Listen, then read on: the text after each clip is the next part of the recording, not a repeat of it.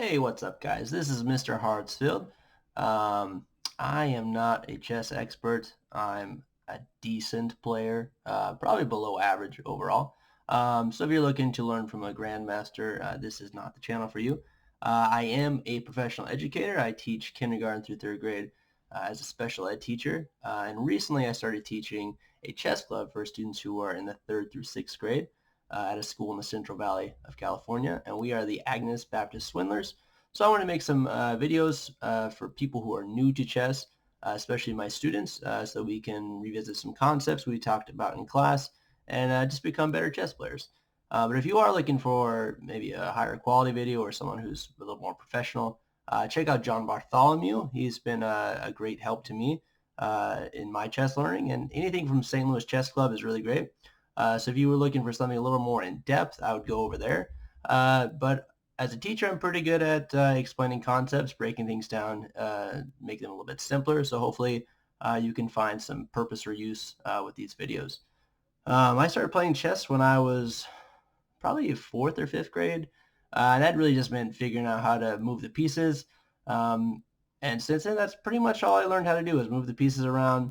A couple years ago, I started playing with a buddy in Chicago and started kind of studying more, trying to get a little bit better. So I just wanted to share the things I've learned over the past 2 or so years and things that helped me become a better chess player.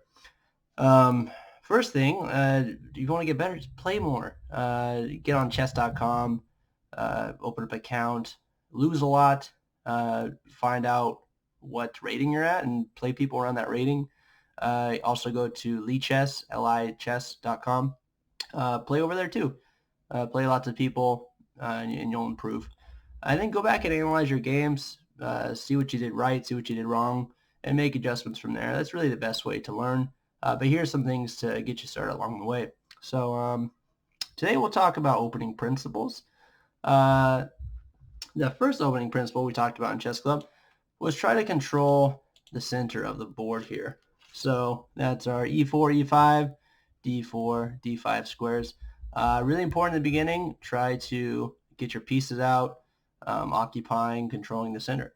A good example of that, opening, when I talk to students, don't get crazy with your openings at first. You'll learn more as you go along.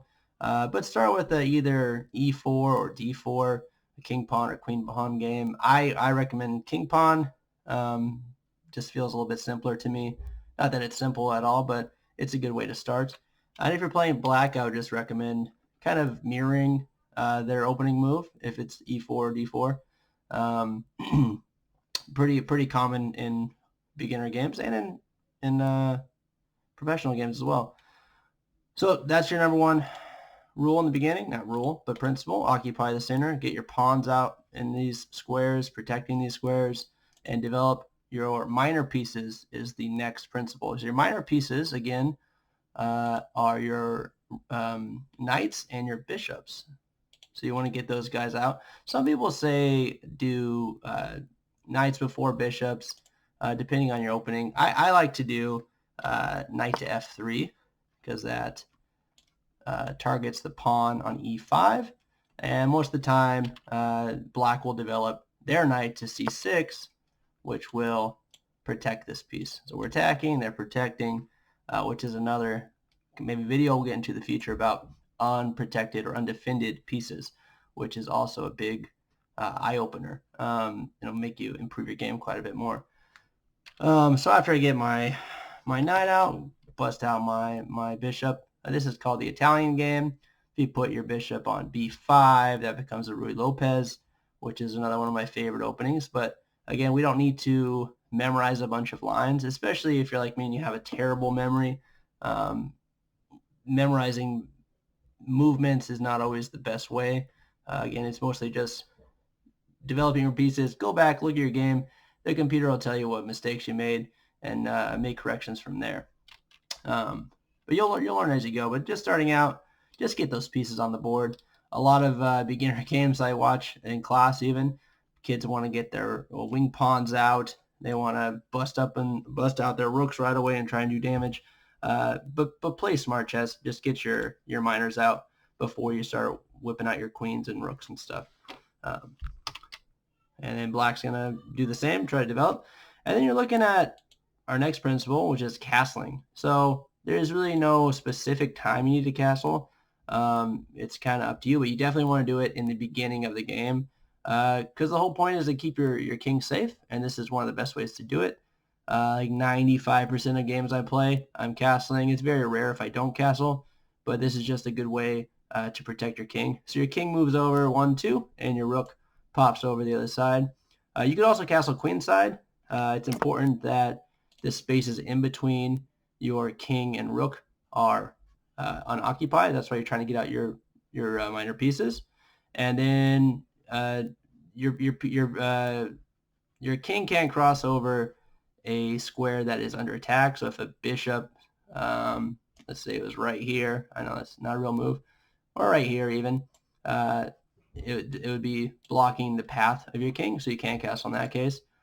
You can't castle out of check or into check. So just some minor castling rules to be aware of. And after that, black's just developing. We're getting our pieces out, all your minors out of there, and then we could start looking at connecting our rooks.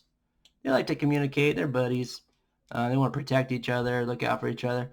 Eventually, you want to put your rooks on open files. That's a nice cozy spot for your rooks to be. But yeah, that's kind of it for our opening principles. Pretty straightforward, pretty simple. But that's really what is going to separate someone who knows how pieces work and move from someone who is getting a little bit dangerous, is a chess player. So that's usually how I can tell between students who know how to play chess and know how pieces move, is watching them in their intro, their opening. Are they getting their minor pieces out? Can they castle? Do they know what castling is? And that's really going to separate you. And you'll see a lot of growth in your game if you just practice these three simple things. Occupy the center, get out your minors, and get your king safe, get them castled. This will help you out quite a bit. All right, I'll see you guys in class. Bye, Swindlers.